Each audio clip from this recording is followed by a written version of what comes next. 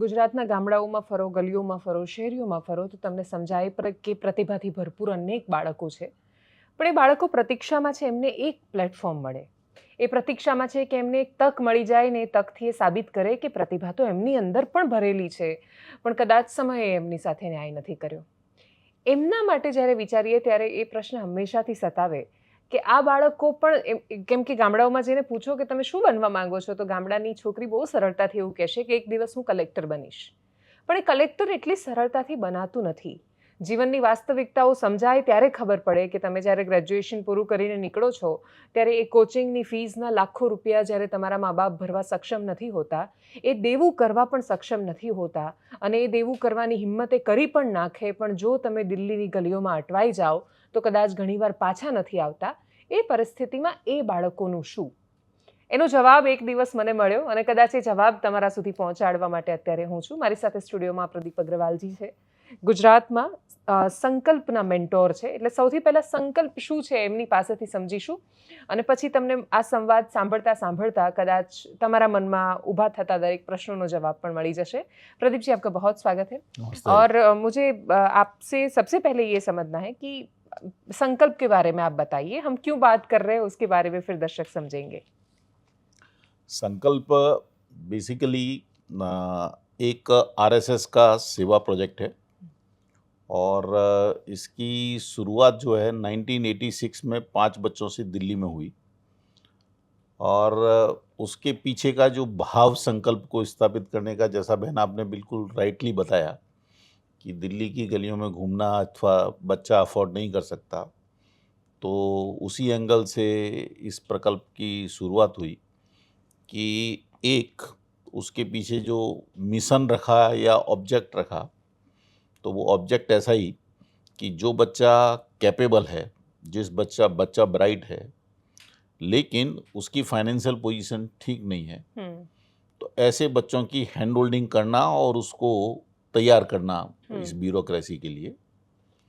और दूसरा कि जो बच्चा ऐसा पास करता है अथवा अधिकारी बनता है, तो वो बच्चा केवल एक अधिकारी बन के ना रह जाए, बल्कि उसके अंदर समाज के प्रति और राष्ट्र के प्रति कि ये समाज मेरा है और ये राष्ट्र मेरा है, मैं इसकी सेवा करने के लिए अधिकारी बना हूँ, ऐसा भाव पैदा हो.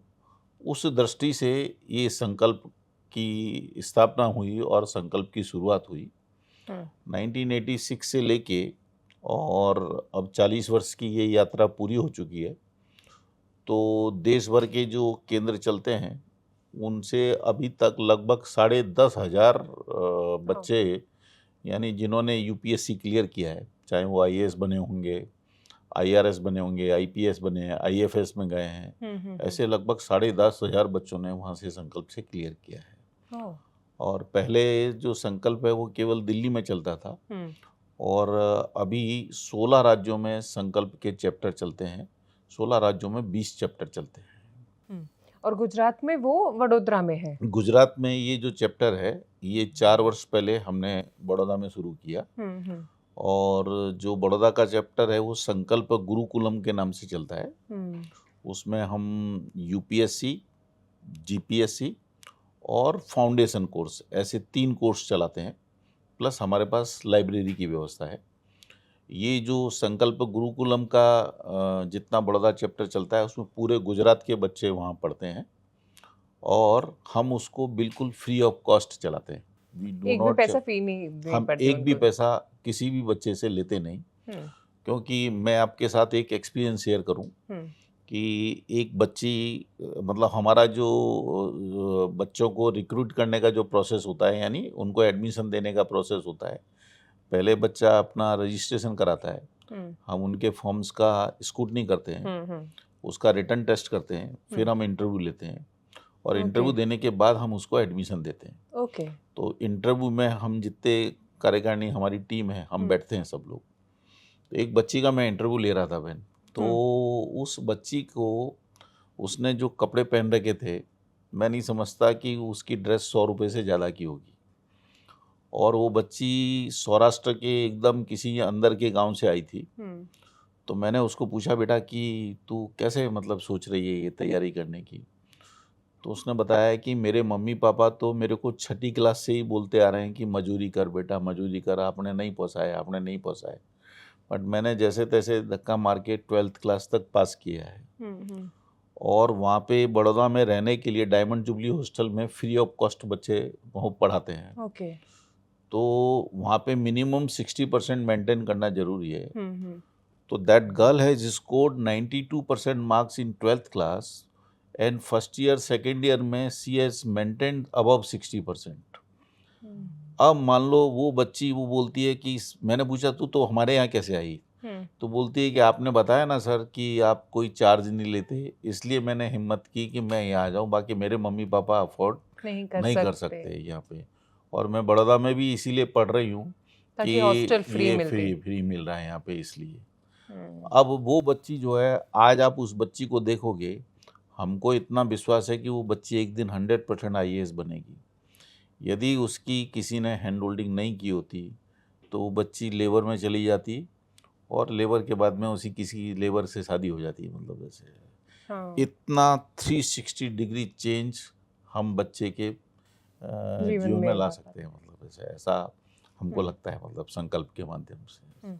आपने ये जो एडमिशन प्रोसेस बताई पूरी, वो कैसे होती है? मतलब अगर किसी बच्चे को संकल्प गुरुकुलम में एडमिशन चाहिए तो वो कहाँ जाए? पहले वेबसाइट पे क्या है प्रोसीजर, उसके क्या है? उसके लिए हम पहले क्या करते थे कि बड़ौदा में जो बड़ौदा के हॉस्टल्स हैं, हाँ। और बड़ौदा के कॉलेजेस, MS यूनिवर्सिटी या सराउंडिंग के जो कॉलेजेस हैं, वहाँ पे हम सेमिनार करते थे। ओके। तो उन सेमिनार में बच्चों के सामने ये विषय रखते थे। तो उसके कारण बच्चे हमारे पास सेंटर में आते थे, मतलब इसके लिए। अब हमने थोड़ा सा, जब हमको लगा कि वास्तव में हमको और वाइड स्प्रेड रीच करना है, तो जैसे आज आपके पास हम बातचीत कर रहे हैं, ऐसे अलग अलग माध्यम से बच्चों के को हम रीच करते हैं। और उसका बहुत ही हमने सिंपल प्रोसीजर रखा है कि एक गूगल फॉर्म रखा है। और उस गूगल फॉर्म को हम वाइड स्प्रेड करते हैं। बच्चे उस गूगल फॉर्म को भर के ऑनलाइन रजिस्ट्रेशन करा लेते हैं। फिर हम उसको स्क्रूटनी करके बच्चों को टेस्ट के लिए बुलाते हैं एक पर्टिकुलर डे को। और टेस्ट करने के बाद में फिर उनका इंटरव्यू करते हैं। मतलब टेस्ट का लेवल क्या होता है? बेसिक होता है? टेस्ट का बेसिक लेवल, उसमें ज़्यादा ओरिएंटेशन जो बच्चा पढ़ा हुआ है वो, और कुछ कॉमन सेंस के क्वेश्चंस, ऐसा। बट जब हम उस बच्चे को टेस्ट के लिए बुलाते हैं तो हम उसका एजुकेशनल बैकग्राउंड खास देखते हैं कि उसका बैकग्राउंड क्या है। क्योंकि ये जो एग्ज़ाम है ये काफ़ी कॉम्पिटिटिव एग्ज़ाम है। तो हम बच्चों को बुलाते हैं तो कई बच्चों को हम काउंसलिंग इस बात के लिए भी करते हैं कि बेटा तुम इसमें मत आओ, मतलब ऐसे तुम्हारे लिए और हम अल्टरनेट कोर्स सजेस्ट करते हैं, so that he should not and up wasting his time. One, secondly क्योंकि उसका टाइम बहुत इम्पोर्टेंट है, उसको घर से प्रेशर रहता है कि वो जल्दी से जल्दी सेट होना चाहिए कमाने के लिए। इसलिए हम उस बच्चे को इस दिशा में भी सलाह देते हैं कि बेटा तुम इस कोर्स में मत आओ। मतलब जैसे एक बच्ची आई और उसने बताया कि मैं ना, मतलब करते करते मेरा ज़्यादा इसमें नहीं है, लेकिन आप फ्री पढ़ा रहे हैं इसलिए मैं आ रही हूँ यहाँ। तो मैंने कहा तेरे को क्या करने की इच्छा है? तो उसने बताया कि मेरे को है ना चार्टर्ड अकाउंटेंसी पढ़ने का है। मैंने कहा पक्का? बोले हाँ। तो मैं अभी, हम लोग संकल्प से उसको चार्टर्ड अकाउंटेंसी पढ़ा रहे हैं, मतलब ऐसा ऐसा। अच्छा। यस। तो हमने उसको पूरा चार्टर्ड अकाउंटेंसी के लिए पूरा स्पॉन्सर किया है, उसका रहने का करने का सब टोटल, मतलब चार्टर्ड अकाउंटेंसी करवा रहा है उसको। ओके। यस। तो हम, मतलब वी आर नॉट रिजिड कि तुम यहाँ आ गए यूपीएससी कराएंगे। हाँ, ऐसा हम रिजिड नहीं, उसकी सारा हम स्क्रीनिंग करते हैं। और अभी तो हमने एक साइकोमेट्रिक टेस्ट भी एक प्रोसीजर शुरू किया है कि हाँ, यस। तो क्या है बच्चे को समझ में आए कि उसमें क्या क्षमताएं हैं। ओके। अब यूपीएससी और जीपीएससी में आरएसएस का ये लक्ष्य होना, उसके पीछे का उद्देश्य सिर्फ जैसे एक आपने बताया कि जो रूरल बैकग्राउंड से या फिर आर्थिक कमज़ोर बैकग्राउंड से बच्चे आते हैं उनको आप पढ़ाते हैं। दूसरा, क्या कोई वैचारिक उद्देश्य भी है? क्योंकि जब जिस भी विचारधारा की सरकारें रही, हमने देखा कि उस विचारधारा के लोगों की ब्यूरोक्रेसी में एंट्री हुई। तो क्या उस तरीके से अपनी विचारधारा के लोगों को ब्यूरोक्रेसी में लाने का उद्देश्य भी है? आपका पॉइंट बहुत अच्छा है, लेकिन मैं जहाँ तक आरएसएस की बात करूँ, मैं आरएसएस का बचपन से कार्यकर्ता हूँ, तो आरएसएस की अपनी कोई विचारधारा नहीं है। इस देश की जो सनातन परंपरा है, वो सनातन परंपरा ही आरएसएस की विचारधारा है। तो आरएसएस की अपनी कोई विचारधारा नहीं है, एक बात। दूसरी बात, सनातन परंपरा में राजा का प्रजा के प्रति क्या जिम्मेदारी है? तो सनातन परंपरा में राजा की प्रजा के प्रति ये जिम्मेदारी है कि राजा प्रजा का सेवक होता है, ठीक है। तो राजा का जितना एडमिनिस्ट्रेटिव स्टाफ भी रहेगा, तो इसका मतलब है कि बाय डिफ़ॉल्ट वो प्रजा का सेवक होता है, ठीक है। हमारे यहाँ एक लंबे पीरियड तक गुलामी रही, और गुलामी में जब अंग्रेज आया तो अंग्रेज ने ये जो करंट जो जितना ब्यूरोक्रेसी सिस्टम है, वो ब्यूरोक्रेसी सिस्टम अंग्रेजों ने इस्टेब्लिश किया वो। और उसके पीछे की जो स्पिरिट रही, वो स्पिरिट ये रही कि भारत के लोगों के द्वारा ही भारत के लोगों के ऊपर में राज करना, और इन लोगों को बाकी समाज से दूर कर दिया। आपने देखा होगा कि जैसे कलेक्टर बंगलो, पुलिस कमिश्नर का बंगलो, वो शहर से बिल्कुल दूर हुआ करते थे, बड़े बड़े बंगलो जो उनका ऐसा। तो उसके पीछे की उनकी स्पिरिट ये रही थी कि उनको पब्लिक से सेपरेट करना और पब्लिक के ऊपर उनके माध्यम से राज करना, शासन करना। तो आप देखो कि आज कलेक्टर से मिलना कितना डिफिकल्ट, जबकि वो कलेक्टर हमारे ही समाज से आया है, पुलिस कमिश्नर हमारे ही समाज से आया है, लेकिन उससे मिलना कितना डिफिकल्ट। वीआईपी लोग होते हैं, वीआईपी लोग हो जाते हैं, वीवीआईपी कल्चर जो है। तो हमारा भाव ऐसा रहता है कि ये जो कलेक्टर है, ये जो भी अधिकारी बन रहा है, उस अधिकारी के अंदर ऐसा भाव होना चाहिए कि मैं इस समाज से आया हूँ, ये समाज मेरा है, ये राष्ट्र मेरा है, तो मैं अधिकारी हूँ, मैं एडमिनिस्ट्रेटिव पोस्ट पे हूँ, पर फॉर व्हाट? तो मैं इस समाज की सेवा के लिए, इस राष्ट्र की सेवा के लिए मैं अधिकारी बनाऊं, ऐसा उसके अंदर भाव होना चाहिए। आरएसएस का केवल और केवल यही उद्देश्य है, और सनातन परंपरा भी यही कहती है। आप जब इन ब्यूरोक्रेट से मिलते हैं, क्योंकि जब आते हैं पढ़ाई करने के लिए, तब वो विद्यार्थी के तौर पे सब मानते हैं, जो भी सिखाते हैं सब फॉलो करते हैं। इंटरव्यू में पास होना होता है, तो हमने 2020-21 या वगैरह के रिजल्ट देखे थे, तो संकल्प से जो इंटरव्यू गाइडेंस उनका प्रोग्राम था, उनमें से 61% जितना रिजल्ट आया था, जो काफ़ी, मतलब उससे ज़्यादा रिजल्ट शायद किसी संस्थान का होगा। तो जब इतने बड़े पैमाने पर रिजल्ट्स मिलते हैं, तो वो स्वाभाविक तौर पे जुड़ते हैं, बातें करते हैं, फॉलो करते हैं। लेकिन ब्यूरोक्रेट बन जाने के बाद जब एक ज़िला उनको मिलता है, तो क्या फिर उनको याद रहती है वो विचारधारा कि उनका काम तो था, उनका दायित्व तो था राष्ट्र के प्रति जिम्मेदार रहना, नागरिकों के प्रति उनको उनके सेवक के तौर पे काम करना, याद रहता है क्या उनको? आपका बहुत बढ़िया प्रश्न है ये। एक्चुअली वास्तव में संकल्प में मतलब ऐसा बताते हैं, मतलब जैसे हमारे संकल्प के सब अधिकारी और जो संस्थापक हैं, कि संकल्प के काम को 2 भागों में बांटा जा सकता है। एक काम पहले बच्चे को पढ़ाना और उसको अधिकारी बनाना, बट उससे भी बड़ा जो इम्पोर्टेंट काम है, जब वो अधिकारी बन जाता है, उसके साथ जीवन भर संपर्क में रहना। अच्छा। हाँ, तो जीवन भर संपर्क में रहने का मतलब क्या? तो जीवन भर संपर्क में रहने का मतलब ही यही है कि उसके साथ में आपका इतना अच्छा प्रेम का संबंध होना चाहिए कि वो जो संस्कार, जो विचारधारा, जो बातें हैं, वो बातें उनको पुनः पुनः स्मरण होती रहे, और न केवल उनको स्मरण होती रहे, उनके पूरे परिवार के साथ आपके संपर्क संबंध ऐसे होने चाहिए। सो परिवार, क्योंकि क्या है कि कई बार अधिकारी परिवार के जो परिवार बाहर का वातावरण देखता है, तो उसके प्रेशर में आके भी कुछ इधर उधर की बातें होने लगती हैं। तो आपका संबंध उनके साथ परिवार का संबंध होना चाहिए। और हमारा ऐसा खूब अनुभव है कि आज जितने लोग बोलते हैं कि सब अधिकारी ऐसा होता है वैसा होता है, हम खूब लोग अधिकारियों से संपर्क करते हैं। ब्यूरोक्रेसी में बहुत अच्छे अच्छे अधिकारी अभी भी हैं, जिनके अंदर वास्तव में हर वक्त ये भाव रहता है कि मैं कुछ क्रिएटिव करूं, मैं कुछ कंट्रीब्यूट करूं, मैं कुछ अच्छा करूं। ऐसे बहुत सारे अधिकारी हैं, और पर्टिकुलरली जो संकल्प से पास किए हुए अधिकारी हैं, मैं ऐसा नहीं बोलता कि सारे संकल्प के अधिकारी ही अच्छे हैं, बाहर के समाज के लोग अच्छे नहीं हैं, बाहर के समाज के लोग भी बहुत अच्छे हैं, बट संकल्प से जो पास किए हुए अधिकारी हैं, आप उनके व्यवहार देखेंगी और मतलब आपको आनंद आ जाएगा उनका वो देख के कि उनकी काम करने की पद्धति, उनका लोगों के साथ में इंटरेक्शन, मतलब यानी एक अधिकारी को तो मैंने ऐसा देखा है कि वो अपनी जेब से पैसा खर्च करके बोले मैं सरकारी सिस्टम से नहीं दे सकता, मैं चल अपनी जेब से देता हूँ, मतलब जैसे ऐसे भी मैंने अधिकारी देखे हैं, मतलब ऐसा। गुजरात में सिर्फ मात्र 4 वर्ष से शुरू हुआ है ये संकल्प, तो क्या गुरुकुलम को मिली है सफलता अभी? बिल्कुल, मतलब I am happy to share with you कि इस साल में ही अकेले हमारे केंद्र से 16 बच्चों ने मतलब सफलता प्राप्त की है। अच्छा। तो वो अलग अलग जीपीएससी, सर्विसेज जीपीएससी यूपीएससी। में है, मतलब और जीपीएससी में क्लास 1 2 भी हैं। ओके। लेकिन अब ये क्या है कि हमारा वो पाए वाला काम पूरा हो गया। अब लगभग 400 बच्चों ने अभी तक हमारे सेंटर से तैयारी की है।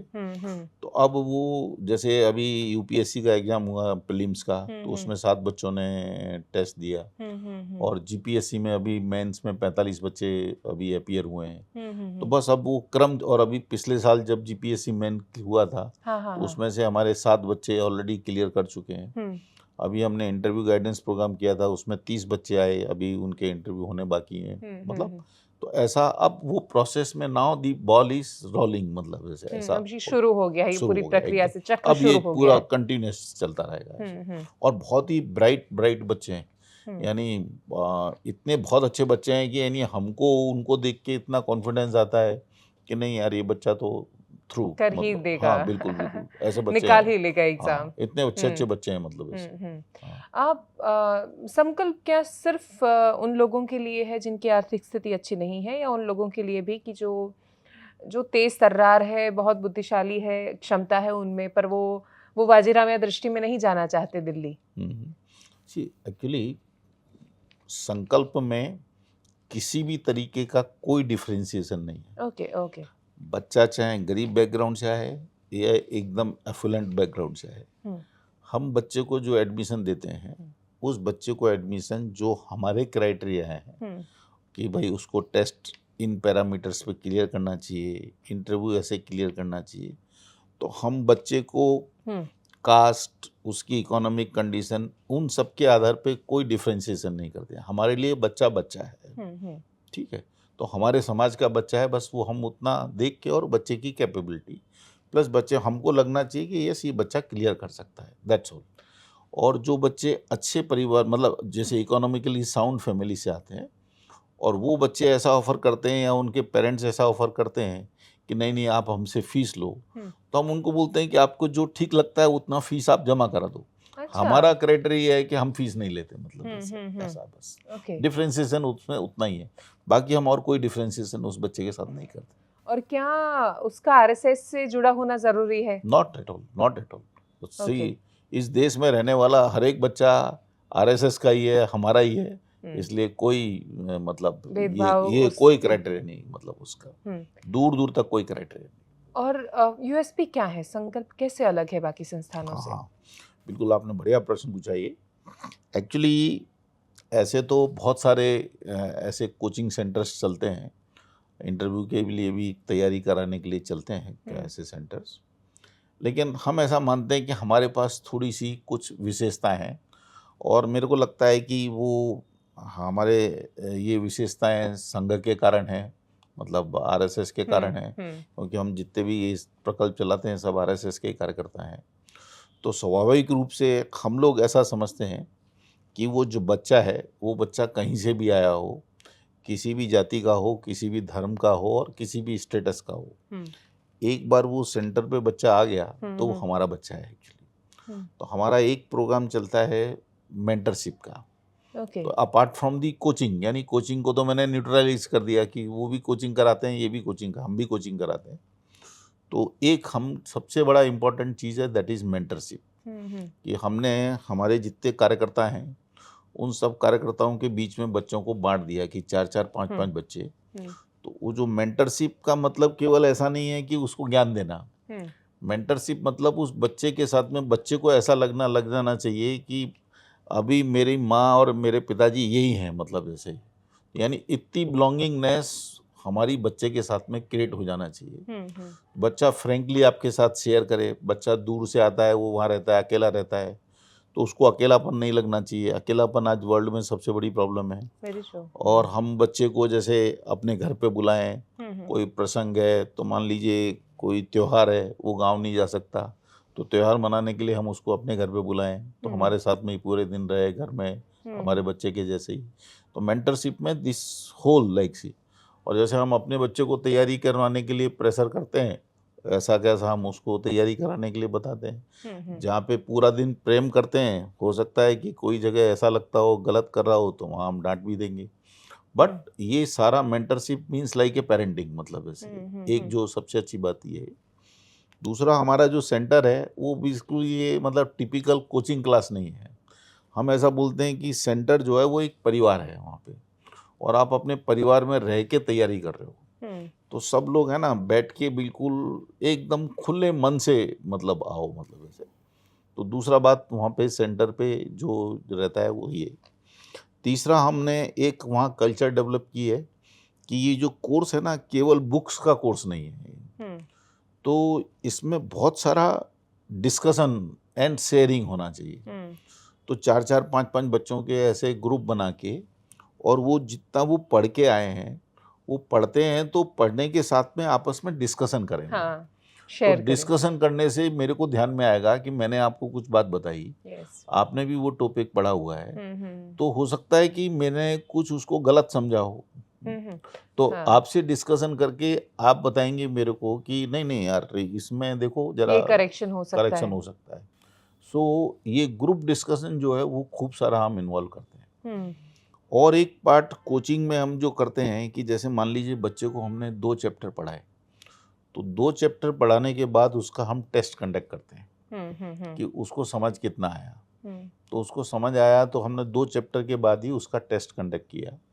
तो टेस्ट कंडक्ट करने में मान लो शुरू में उसके सपोज करिए कि 50 में से 9 मार्क्स ही आए, तो हमारे फैकल्टी, हमारे एकेडमिशियन, हम लोग खुद उस बच्चे के साथ में बैठते हैं, भैया क्या हुआ, उसको बताया फैकल्टी ने कि देखो तुमने यहाँ गलती यहाँ की, गलत यहाँ किया। तुमको सुधारना चाहिए, ऐसा। तो तो हम मतलब इवैल्यूएशन भी होता है। कंटिन्यूस बेसिस पे, it is more than evolution, it is the improvement, मतलब कंटिन्यूसली कि उसका ऐसा सतत इम्प्रूवमेंट होना चाहिए। क्योंकि ज़्यादातर बच्चे जो है ना ग्रामीण बैकग्राउंड के हैं, हाँ, तो इवन मतलब उसको आता भी होगा ना, तो वो थोड़ा सा एक्सप्रेस करने में हाँ, पहला जो हिचकिचाहट साल होती है है। हिचकिचाहट रहती है उसको। हम्म। तो ऐसी ये जो बातों की, प्लस हम जैसे साल भर में एक बार एक हम है ना दिशा बोध शिविर जैसा करते हैं। ओके। तो उसमें 2-3 दिन बच्चे सारे सब साथ में रहने चाहिए कोई एक अच्छी जगह पे जाके। तो उसमें सांस्कृतिक कार्यक्रम करना, अच्छा। थोड़े से उनके आपस में पर्सनल ऐसे इन्वॉल्वमेंट होना, हम्म। और कुछ टॉपिक्स, राष्ट्र के टॉपिक, समाज के टॉपिक, हमारे समाज में व्यवस्था क्या थी, कैसा था, ऐसी सब बातें उनके ध्यान में लाना। तो ऐसा हम 2-3 दिन का दिशाबोध शिविर भी करते हैं। तो ये सब जो बातें हैं ना, ये सब बातें ज़्यादातर सेंटर्स पे केवल कोचिंग तक सीमित हो जाती है। हम थोड़ी सी इन बातों को करते हैं, तो बच्चे जो हैं उनको मतलब यानी उसको लगता है कि I am getting a the whole package, complete package. हाँ। तो बहुत आकर्षण का केंद्र बन जाता है, मतलब जैसे ज़्यादातर क्या होता है कि किसी को भी अगर कोई भी चाहे अपने बच्चे को आईपीएस बनाना या आईएएस बनाना, तो माँ बाप से लेकर पूरा समाज उसको दिखाता है कि पावर इतनी मिलती है। देखो तुम आईएएस बन जाओगे, आईपीएस बन जाओगे तो ऐसी गाड़ी में घूमोगे, इतनी तुम्हें शक्ति मिलेगी, और सब उसके केंद्रित ही होता है कि तुम इतने बड़े हो जाओगे। तो उसके बाद जब बच्चा सही में आईएएस आईपीएस बनता है तो उसको लगता है कि वो बहुत पावरफुल हो गया, और फिर पावर का नशा खतरनाक भी होता है। और हम आए दिन देखते रहते हैं कि वो उस नशे में ऐसा बर्ताव करते हैं लोगों से कि हमें लगता है कि अंग्रेज़ों का मतलब ये स्किन कलर अलग था और कुछ ज़्यादा फ़र्क पड़ा नहीं है यहाँ देश में या फिर सिस्टम में। तो आप ये कैसे सुनिश्चित करते हैं कि उसके दिमाग में जो सपना आ रहा है यूपीएससी क्लियर करने का, तो उसके पीछे सिर्फ पावर हासिल करना या सत्ता पा लेनी नहीं है, बल्कि वो ये जिम्मेदारी भी समझे कि great power comes with great responsibilities. Actually आपका ये बहुत सही प्रश्न है। एक्चुअली हम लोग अपने सेंटर पे जैसा मैंने आपको शुरू में बताया कि हमारा उद्देश्य क्या है, तो हमारा उद्देश्य ये है कि ये अधिकारी समाज की सेवा के लिए बना है, राष्ट्र की सेवा के लिए बना है। तो उसमें समाज के लिए बिलोंगिंगनेस, राष्ट्र के लिए बिलोंगिंगनेस, ऐसा भाव पहले पैदा होना चाहिए। तो इसके लिए हमने एक और व्यवस्था की है अपने यहाँ सेंटर पे। तो हम लोग महीने में second Saturday and fourth Saturday को, तो सेकंड सैटरडे को करंटली पोस्टेड जो अधिकारी हैं, तो हम करंटली पोस्टेड एकदम यंग अधिकारी जो हैं उनको सेंटर पे बुलाते हैं और बच्चों को उनके साथ में इंटरेक्ट करवाते हैं। तो वो अधिकारी जो है वो आके इतना इमोशनल हो जाते हैं, वो अपने आप को वो बच्चों में देखते हैं कि कल मैं ऐसा ही था, और बच्चे बिल्कुल कनेक्ट कर सकते हैं कि अपना कल देखते हैं। हाँ, प्लस इन अधिकारी का वो बिहेवियर देखते हैं ना, तो वो उनके अंदर वो जो क्रिएट किया हुआ होता है पावर ये वो सब चला जाता है कि अरे यार ये आईपीएस हैं और हमारे साथ में आके इतने अच्छे से बात कर रहे हैं और हमारे साथ बैठ के नाश्ता कर रहे हैं, मतलब चाय बिस्किट भी हमारे साथ कर रहे हैं। यानी that humbleness, see it is seeing and believing, मतलब जैसे ऐसा एक वो चीज़ होता है। और दूसरा चीज़, हम फोर्थ सैटरडे को संघ के अधिकारी अथवा ऐसा समाज में कोई श्रेष्ठ काम करने वाले लोग, उनको बच्चों के साथ में इंटरेक्शन के लिए बुलाते हैं और उनके साथ में कोई टॉपिक, मतलब जैसे तो वो टॉपिक पे जाके थोड़ा वो अपना विषय रखते हैं, फिर बच्चों से चर्चा करते हैं और बाद में वो उसको समराइज करते हैं। तो उसमें उस टॉपिक का भी, यानी टोटल मिला के उस पूरा 1-1.5-2 घंटे का जो डिस्कशन होता है, उसका ओरिएंटेशन ये होता है कि कहीं न कहीं बच्चे में ये संस्कार जाना चाहिए कि जो बातें हम कर रहे हैं, हमारे राष्ट्र की परंपरा क्या, हमारी संस्कृति क्या, हम कैसा व्यवहार हमारा समाज के साथ, इन्हीं सब बातों को उसमें हम इनवाइब करने की कोशिश करते हैं। मतलब ऐसे 2014 के बाद संकल्प के रिजल्ट बहुत ज्यादा आ रहे हैं, उसके पीछे का क्या रहस्य आप देखते हैं?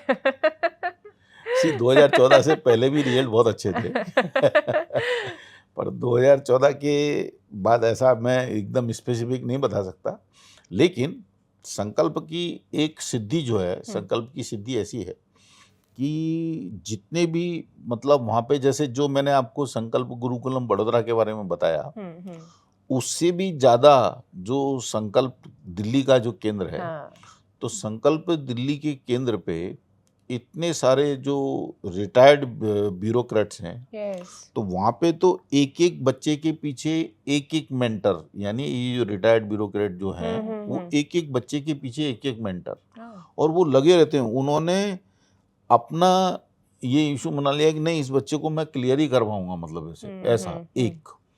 दूसरा क्या है कि हमारे जो संकल्प के संस्थापक हैं माननीय संतोष जी तनेजा, तो संतोष जी तनेजा आज भी मान लीजिए 1200 बच्चे इंटरव्यू गाइडेंस प्रोग्राम में आए, अथवा वहाँ पे हमारा बहनों का, बच्चियों का हॉस्टल है, उसमें 85 बच्चियाँ रहती हैं, ऐसे बच्चों का हॉस्टल है, उसमें लगभग 100 बच्चे रहते हैं।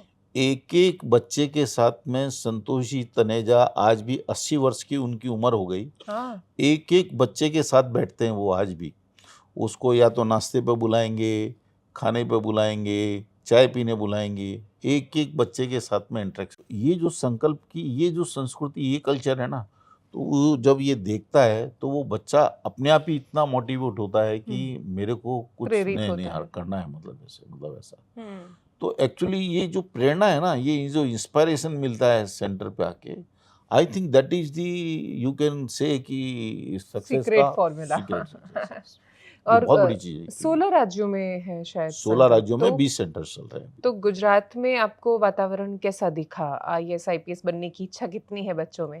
एक्चुअली जब हमने पहले साल सेंटर शुरू किया था, जब थोड़ा सा ऐसा कम लगता था, पर अभी जब हम जैसे मतलब पूरा वाइड रीच हुआ है, तो पूरे सौराष्ट्र में, नॉर्थ गुजरात में, हमारे बड़ोदरा के ईस्टर्न पार्ट जो वनवासी क्षेत्र है, यानी ट्राइबल बेल्ट है, सब जगह पे बच्चों में मतलब इच्छा है कि उनको भी यहाँ सर्विसेज में जाना है।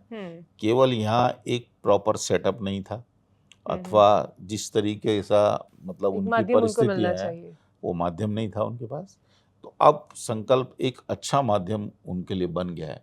मेरे को लगता है कि बच्चे आगे आने वाले टाइम में बहुत बच्चे यहाँ पे मतलब इसमें इंटरेस्टेड रहेंगे and they will come forward actually.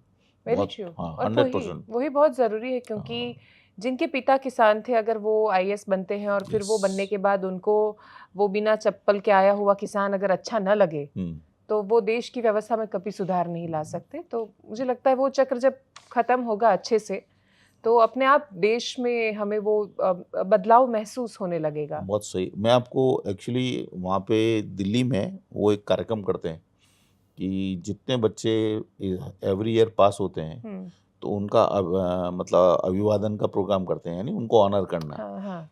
तो उनके पेरेंट्स को भी बुलाते हैं वो। जैसे अभी कार्यक्रम इस बार 16 जून को दिल्ली में है, तो मैं एक 2 बार वहाँ कार्यक्रम में गया। तो वो कुछ बच्चों को वहाँ स्टेज पे प्रेजेंट करते हैं। तो एक बच्चा जो है मतलब उड़ीसा के एक डिस्ट्रिक्ट में से था। वहाँ पे भारत 1947 में आज़ाद हुआ, तो 75-76 वर्ष में पहली बार वहाँ से कोई आईएएस बना, मतलब ऐसे he was the first side. And पूरा का पूरा हैंड होल्डिंग संकल्प ने किया था।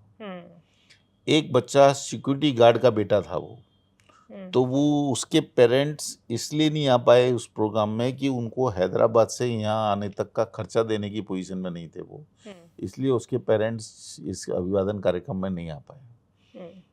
एक बच्ची थी, उसके पिताजी को कैंसर हो गया, तो वो बच्ची को उसके पिताजी के ट्रीटमेंट के लिए भी कमाना था और अपनी पढ़ाई के लिए। तो संकल्प ने ही पूरा मतलब उसका खर्चा किया, उसके पिताजी के कैंसर के लिए भी व्यवस्था की वहाँ स्थानीय कार्यकर्ताओं के माध्यम से। And this girl got 15th position actually. Yes, तो ऐसे संकल्प में आप उदाहरण देखेंगे ना, मध्य प्रदेश से एक लड़की बिल्कुल गांव, यानी एकदम ठेठ गांव से थी वो, और उस लड़की ने फर्स्ट अटेम्प्ट में क्लियर किया। तो यानी आप जब ऐसे उदाहरण देखेंगी ना, तो आपको इतना गर्व महसूस होगा कि भगवान ने आपको निमित्त बनाया है ये संकल्प का काम करने के लिए, मतलब जैसे ऐसा, मतलब जैसे। तो बिल्कुल आपने सही बोला कि गुजरात से ऐसे जो किसानों के बच्चे हैं और जो ट्राइबल इलाकों में बहुत सारे ऐसे बच्चे हमारे हैं। यहाँ एक सेंटर पे बच्ची पढ़ती है, उसके पिताजी सब्जी की वो चलाते हैं, सब्जी की लारी लगाते हैं। अब उस बच्ची का पढ़ाई पूरी हो गई, अब उसके रहने की भी व्यवस्था नहीं है, तो हमने उसकी रहने की व्यवस्था की है। वो बच्ची इतनी ब्राइट है वो कि वो पक्का क्लियर करेगी वो, मतलब इतनी ब्राइट है। अब मान लीजिए आज हम उसकी हैंड होल्डिंग ना करें तो क्या होगा? बिखर जाएगा उसका टैलेंट, सब खत्म, उसके सारे सपने खत्म हो जाएंगे। तो मतलब अब तो क्या है कि उसके सपने हमको हमारे सपने लगने लग जाते हैं, मतलब जैसे बच्चों के साथ इन्वॉल्व होते उनके सपने हमारे सपने। वो बच्ची अब हमको लगता है नहीं यार कुछ नहीं, मतलब जैसे इसके ऊपर हमको जो करना पड़े हम करेंगे, बट ये क्लियर करेगी, मतलब जैसे पक्का ऐसा। तो ऐसे हमारे पास बहुत सारे बच्चे हैं। आप कभी बड़ौदा आइए, बच्चों से मिलिए, आपको आनंद आ जाएगा बच्चों से मिलके कि अरे यार ये बच्चा तैयारी कर रहा है, ये बच्चा तैयारी कर रहा है, ऐसा, मतलब ऐसे। Thank you so much, pleasure for joining us. और बस आपके माध्यम से सभी लोग, सभी बच्चों तक ये मैसेज पहुंचे, और जो बच्चे कैपेबल हैं वो बच्चे जरूर संकल्प का लाभ लें। और यदि आवश्यकता लगी तो मतलब हमारे पास यदि ज़्यादा बच्चे हो गए तो हम सौराष्ट्र में भी सेंटर खोल देंगे। भगवान की खूब कृपा है, समाज खूब देने को तैयार है। पूरा इसके लिए जो पैसा आता है समाज से आता है, और समाज पूरे मन से देता है, इसलिए उसकी कोई मतलब कमी नहीं है। बस ये मैसेज बच्चों तक जाना चाहिए, और जो बच्चे कैपेबल हैं वो बच्चे मतलब इस संकल्प से जुड़ें और इसका લાભ લે, મતલબ ऐसे। તો જો તમને એવું લાગે છે કે તમે ક્ષમતા અને ઉર્જાથી ભરપૂર છો, અને તમને જો એવું લાગે છે કે તમારી આર્થિક ક્ષમતા જ એકમાત્ર એવું છે કે જે અડચણ બની રહી છે તમારા સપના પૂરા કરવામાં, તો સપનાનો અધિકાર જ એ આપણો પોતાનો પોતીકો અધિકાર છે. આપણે સપનામાં અમર્યાદિત જ્યાં જ ઈચ્છીએ ત્યાં જઈ શકીએ છીએ. બસ એને જો સાકાર કરવા છે અને કોઈ માધ્યમની જરૂર છે તો સંકલ્પ તમારી પ્રતીક્ષામાં છે. નમસ્કાર.